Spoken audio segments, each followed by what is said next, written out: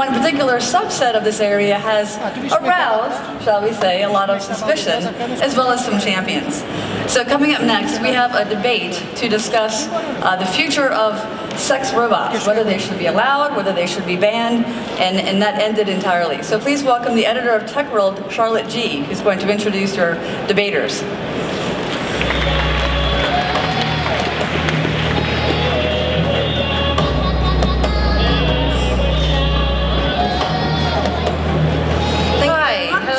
So we're going to get a little bit more casual here. We're going to talk about sex. I'm introducing Kathleen Richardson from De Montfort University, and this is Ben Goertzel, who is the Chief Scientist at Hanson Robotics. Please welcome him to the stage. So we're going to have a little bit of audience participation here at this point. Before we start, so that the motion is that we should ban sex robots, I would like to see a show of hands just to gauge the room. Who agrees with that statement, we should ban sex robots? Okay. Right. This is, okay. I hope that doesn't psych you out too much, but we've got a minority review here. Okay, we'll come back to that at the end. But for now, kicking us off, I'd like Kathleen to start with her opening points. Good afternoon, everybody. Well, good morning. The first thing I'd like to do is I'd like to appeal to your goodness. I'd like to appeal to your humanity. I've not come here to tell you off, to tell you that there's something wrong with you. I really want to connect with what you value in life, and I believe that is our humanity with each other.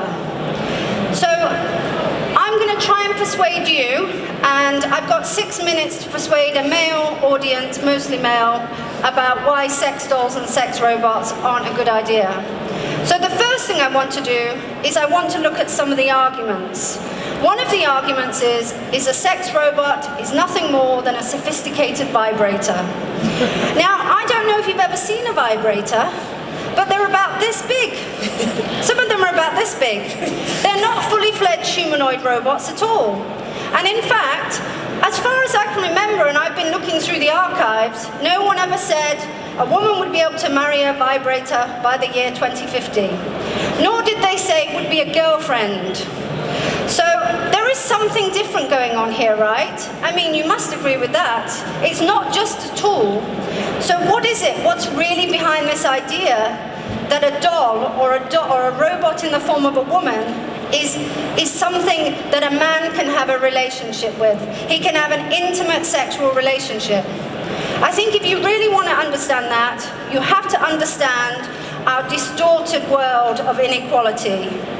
In our world, we live in a world where there are 42 estimated people in prostitution, and most of them are women and girls.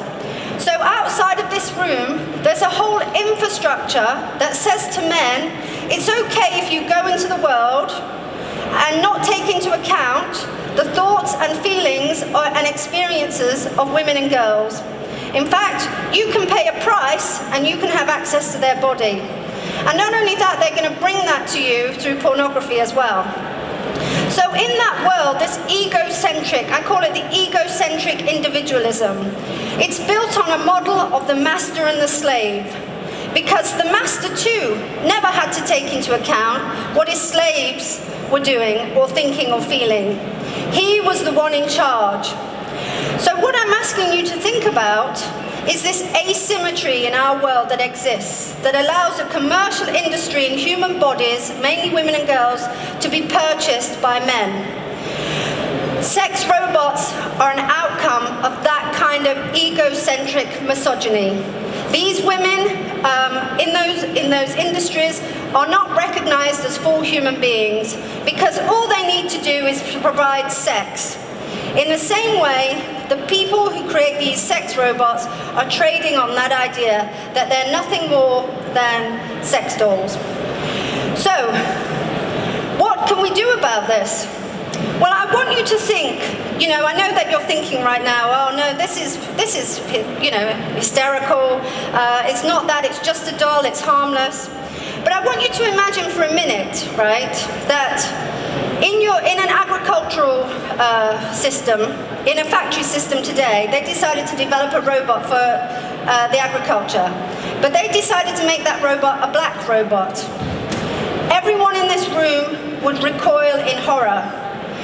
And actually, the same thing is going on when we design images, these misogynistic images of women and girls in dolls, and we say that's what women are good for. But we've got to a point in our society where we can't even tell anymore whether something is misogynistic or not. So we've had a huge cultural discussion now about sexism and misogyny, because there are so many men out there who think what a woman's good for is sex. If women want real equality, we must ban those industries where our humanity is not recognized. And I tell you what, men, those men in the room that agree with this, your humanity will become recognized if you become our allies, because you stop being an egocentric individual and you start becoming a relational individual, a human being. You get to enrich your humanity by believing in equality for all human beings. And I just want to draw my attention to one last thing, because I think it's about time. Hanson Robotics, it shouldn't be lost on people in this audience that they decided to showcase a robot called Sophia to Saudi Arabia, where they don't even acknowledge the human rights of women, and they have a mass slavery market. And I tell you, women and feminists and men who believe in the equality model that I'm proposing, that was not lost on them, that you decided to showcase your robot in a system, in a society where women are not valued. And I think companies like this, at the end of the day, they want to trade on misogyny, they want to trade on the dehumanization of women, and they don't care about what's going to happen to us or whether there are any negative effects. So I want you to think about your humanity and what kind of humanity you want to keep producing as technologists in the world. And I hope you will choose the equality model. Okay, right.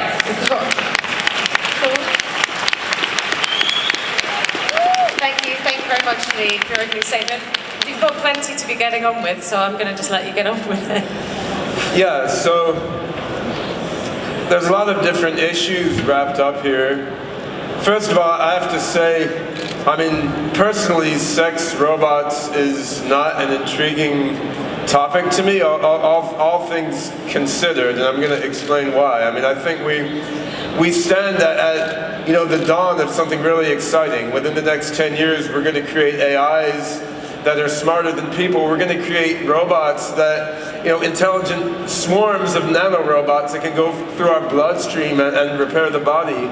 We're going to create, a global brain of networked together AIs connecting together all sorts of learning and reasoning machines, doing things in every vertical market. And that's the main thing. I have been here at the Websummit to talk about our Singularity Net project, which is a blockchain-based open market for AI. We're going to connect our brains to computers, allowing us to expand our short-term memory and learn things with a generality and rapidity we can't imagine now. We're going to be able to upload our minds into all sorts of different bodies, not necessarily of human form, or live in virtual worlds as we wish. So given the spectrum of possibilities that are opening up now, I mean, sex robots are really among the least dramatic things that you can think about. And on a personal level, I haven't yet felt a desire to have sex with a robot. I'm perfectly happy with human women so far.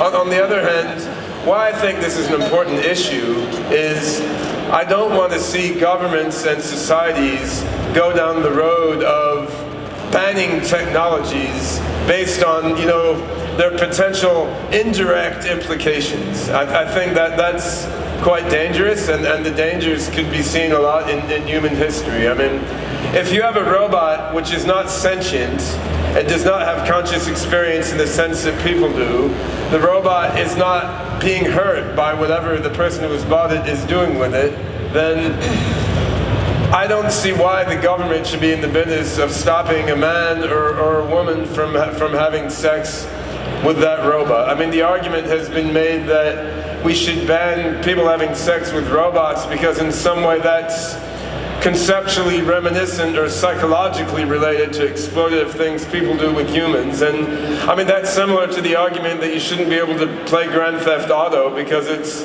psychologically reminiscent of running people down in the street on your car, or say you shouldn't be able to play the game Civilization because that might make you want to take over the world and become a dictator. And I don't think the government should be in the business of banning things proactively because they may be mentally associated with other bad things, because then what happens when we have brain-computer interfacing technology? Then what happens when we have nanobots that can modify our genomes to improve us? People will say these things are bad and they're associated with potential bad things, even if they're not directly dangerous. So we don't want governments to do that, both because it's immoral, it's against the Western ideals of freedom, and also because it won't work. If you try to ban these things, they will just go underground and they will be done illegally anyway. And I don't think that's going to improve life whatsoever. So I think we should oppose banning of sex robots. I mean, both because it's a basic imposition on human freedom, and we shouldn't be banning victimless crimes, and secondly because it would set a terrible precedent for banning advanced technologies and might lead to banning of advanced technologies that are much more important and interesting than sex robots are. And finally, I want to respond to her comments on Hanson Robotics and Saudi Arabia. I mean, I'm not a Muslim, and I'm not the best one to defend that culture, but I mean, of my 3 sons, one of them is a Sufi Muslim, and so I've had something to do with that tradition. I'm not religious personally, but I would say it is not the case that Saudis and Muslim culture does not value women. I mean, they value women very highly in that culture. They do not respect women's legal rights in the way that I personally think they should. And I know that David Hanson, the founder of Hanson Robotics, feels the same way. I mean, we do feel, of course, that women should have equal rights to men. And I mean, we would like to see Saudi Arabia and all countries extend equal rights to men and women. That should go without saying. Nevertheless, I don't think we should be saying that Muslim societies don't value women. I mean, it's clearly not true if you know anything about it. I mean, one of the first principles is your mother is like your God, and you must obey everything your mother says. There's a great value attached to femininity in the Islamic tradition, but it doesn't go with the notion of inequality. There's different values associated. So the reason I was excited when our robot, Sophia, was made a citizen of Saudi Arabia had nothing to do with Saudi Arabia. It meant to me that the world at large is like finally ready to think about the question of robots being citizens and robots having rights. I mean, in fact, our Sophia robot is not intelligent enough to really deserve to be a citizen in a Western democracy. I mean, she can't fully understand political issues to vote. On the other hand, that issue doesn't exist in Saudi Arabia, which is not a democracy. So I thought it was quite an interesting way to open up on the world stage the question of robot citizenship. Because if I'm right about how fast AI is going to develop, in maybe 3 years, 5 years, 7 years, we may well have an AI robot which is intelligent enough to deserve citizenship in the US or in Portugal. And it will be very good if by the time that comes about, society has already started to think about robot citizenship and started to work through, like, what will it really mean for a robot to be a citizen of a modern democracy. So I think I'm happy that the government of Saudi Arabia, as part of their push toward modernization, which is including a gradual, although overly slow, increase of gender equality in their laws, I'm happy that the government of Saudi Arabia has taken this step to sort of open up the issue of robot citizenship in the world stage, which is quite interesting. I'm sorry, I'm just going to cut you off there Continue. because I want to let Kathleen rebut. So there are two specific things I'm interested in your thoughts on. Firstly, the idea that this is a slippery slope to banning things, and secondly, the idea that it's a victimless crime.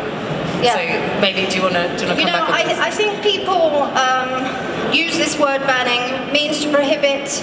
I'm actually an abolitionist, right? So I make, in my ethics is drawn from anti-slavery. I make a radical distinction between people and things. And I say people aren't things, they aren't pieces of property. And I think there's a corporate mindset coming out of California that wants us to all think of ourselves as pieces of property.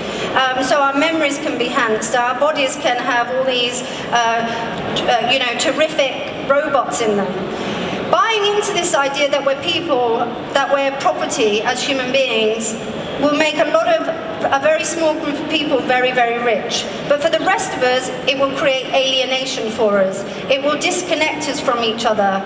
It will actually weaken our potential as human beings to create a different kind of world. So that's one of the things I would say. I want to say something about the close connections between robot personhood and corporate personhood. So if there are any Americans in the room, they all remember men were created equal at the American Revolution, but they still owned slaves. It took 14 amendments of the American Constitution to recognize the freed slaves. And you know what happened around the same time? Is the establishment in America said corporations are persons. They recognize the personhood of corporations. What's going on again? We have a realm in the world where we have the privilege of white men that is being challenged by more inclusivity and more ordinary human beings and men and boys being included in that. What do the elites want to do? They want to recognize the personhood of robots. This is like racial thinking all over again, but now expressed through these new robotic and AI developments. So, you mentioned California, which is kind of irrelevant to anything we're doing. We're based in Hong Kong. Our largest development office is in Africa, in Addis Ababa, Ethiopia. I was born in Brazil, so it's not about rich white guys in California. It's really about freedom of everyone in the world. And the whole motivation underlying our Singularity Net project is to create an open market for AI using the blockchain to make sure AI is not owned by anyone. But anyone who creates an AI can put it into the network. Anyone who wants to use an AI can reach out to the network. So to me, it's about freedom and openness and decentralization, and about avoiding either big companies or governments from taking control of the emergence of technology, and banning things, unless you're talking about things that are causing direct harm to sentient beings. Banning things is exactly the opposite of the direction that we want to go. Can I just say that sentient beings are women. Sentient beings are women. And it seems that their exploitation and their sexual abuse is mass and widespread. Well, we shouldn't sexually abuse their women. exploitation, their rape. If a robot is not conscious, so you want to skip women and just go straight to a man-made, egocentric AI? Is that what you want to do? Is that your plan?